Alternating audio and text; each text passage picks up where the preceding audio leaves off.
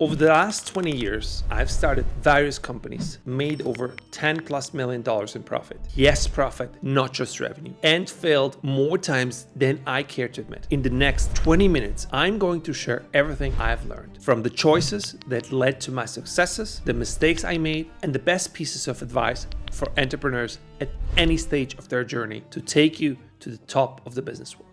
But there's something that I need to tell you. If you don't have the attention to sit down for the next 20 minutes and listen to what I have to say, sorry to tell you, but you are probably not going to make it. In this video, we're going to cover number 1, how to approach work-life balance and what it takes to succeed. Number 2, why focusing on output is the fastest way you can grow your business. Number 3, how to lose, and an easy tip you can use so you never have to worry about making mistakes again or to make the right mistakes. Number 4, how to take inspiration from assisting businesses to grow your own empire. Number 5, how to get your first clients and why you should charge them zero. Number 6, how to build your reputation through outreach and make your clients come to you. Number 7, biggest mistakes people make when growing their business and what you can do instead. And number 8, the importance of investing in your knowledge. My first piece of business advice to aspiring entrepreneurs is that when you're first starting out, there is no such thing as work-life balance. While tons of people out there believe in having balance and tell you things like do only 5 hours of deep work a day, take a lot of breaks, don't work on the weekends, keep your hobbies, and so on. I don't believe in work-life balance. Working all nights and all weekends and throwing away my hobbies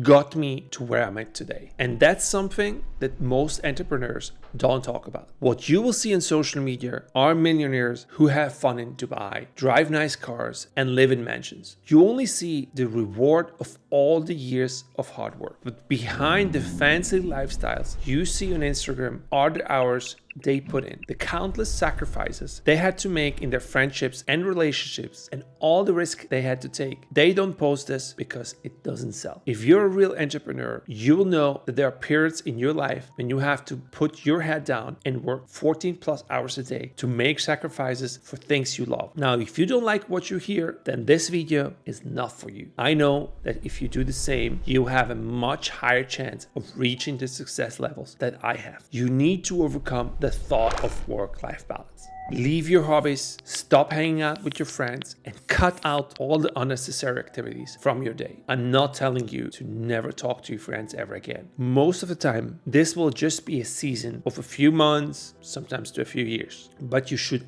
absolutely need to put in more hours than everyone else to make it. Most people underestimate the effort it takes to get a business off the ground. If you're just starting out, you are literally trying to build a business out of thin air with zero prior knowledge of sales, marketing, and product. And you're trying to beat out all of your competitors. If you want to succeed far beyond everyone else, you need to put all your heart into your business. You need to work 3 times harder than everyone else. The reality is that those who succeed aren't trying to balance their lives out. They go all in, just like I did, and build million-dollar businesses that ordinary people can't. So how do you actually go all in? Say you work 9 to 5. You can work for an hour or 2 before work, usually 5 hours after work on a weekday, and the full day on the weekends. During these hours, you want to focus on output because you want to consistently improve each day so you can make more money. Famous basketball coach John Wooden once said, "It's the little details that are vital. Little things make big things happen." I had difficulties to understand that. I always thought I would see big progress. Your consistent output, those small daily actions, whether that be reaching out to a prospect a day, improving your website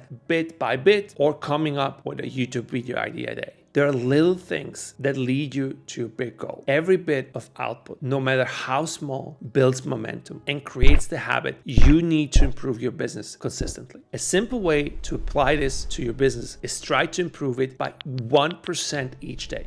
This number might seem small, but the progress compounds. If you improve your business by 1% every day, by the end of the year, it will be 37 times better than when you started. Think about how far your business will go in a year, 5 years, or 10 years when you do this. You will have higher paying clients, a perfect website, and much better YouTube channel by then.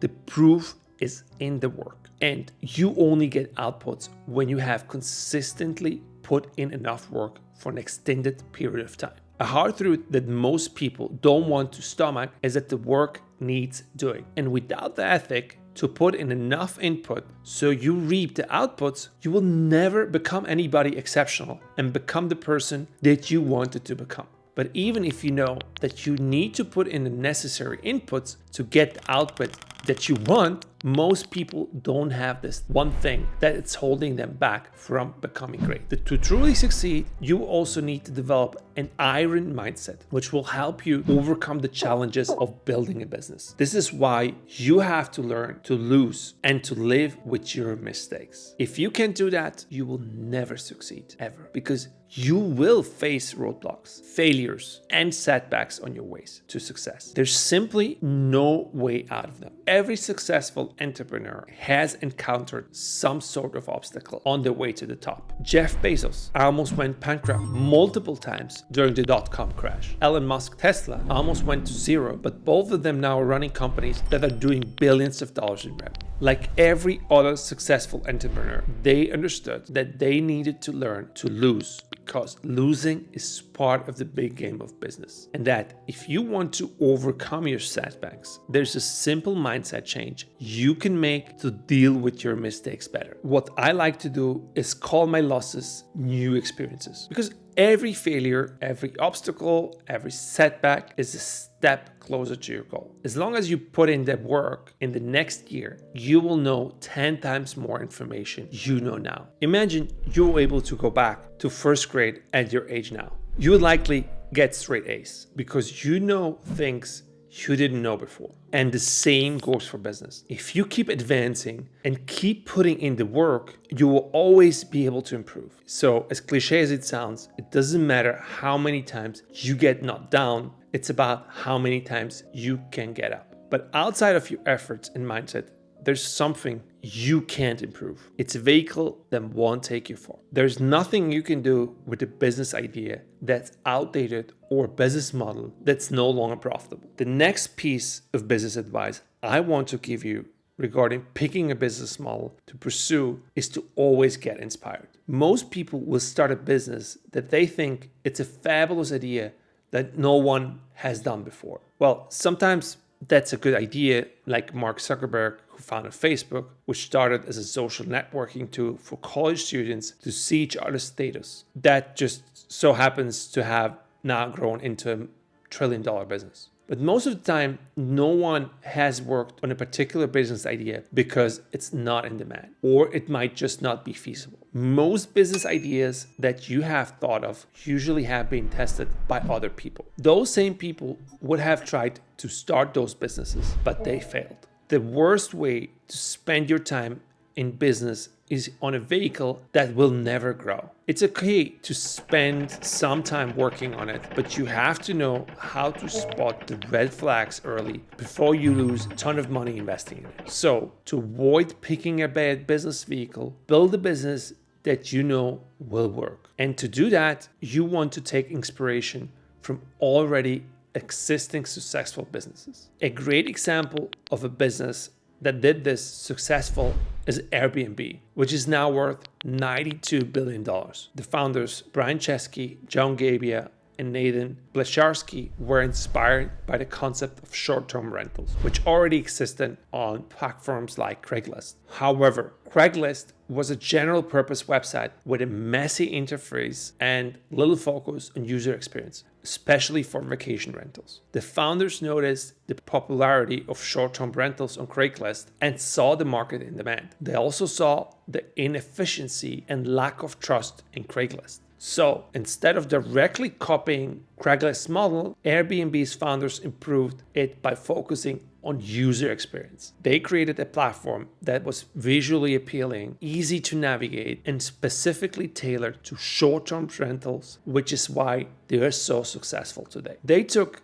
an existing demand for a service and improved upon it. So let's break it down how you can model Airbnb's success and build your own successful business. Firstly, look at what Airbnb did different. They didn't just copy Craigslist, they improved upon it. So when you're looking at successful companies for inspiration, think about how you can take their ideas and make them even better for your own business. An easy way you could do this is by thinking about your business in a client-centric model. So many businesses these days focus on marketing, cash flow, profits, etc., and completely neglect the part of the business that actually matters, their clients. Airbnb made its platform easy to use, visually appealing and trustworthy, so that it could give its clients more positive experience. The reason this matters is that ultimately your clients are the ones giving you money. When you focus on them, everything else will fall into place because you'll have a real business that people will want to keep coming back to. So when you're building your own business, think, what can I do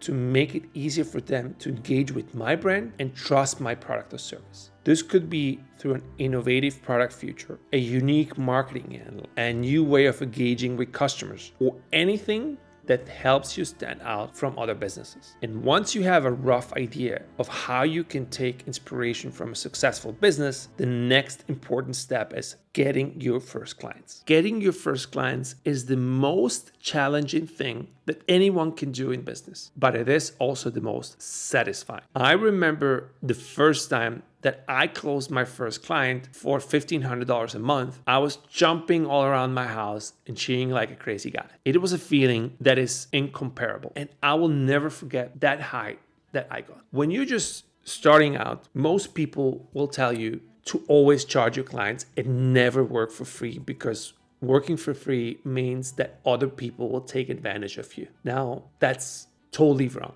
The fastest way you can get your first clients is to work for them for free. This is because when you work for free, you will be able to give them free value. When you focus on giving your clients value and actually think about how you can help them, you end up providing them with a high quality service that will make them want to work with you more. What I see is that these clients will eventually respect you more for being willing to do free work, trust you more, and want to pay you down the line. Very rarely I've been taken advantage of by a client just because I decided to give away work for free initially. In fact, it was one of the best ways for me to get my first foot off the door. An easy way you can start finding people to offer free work is by giving away something valuable that they need. That could be free consultation, lead magnet, website audit,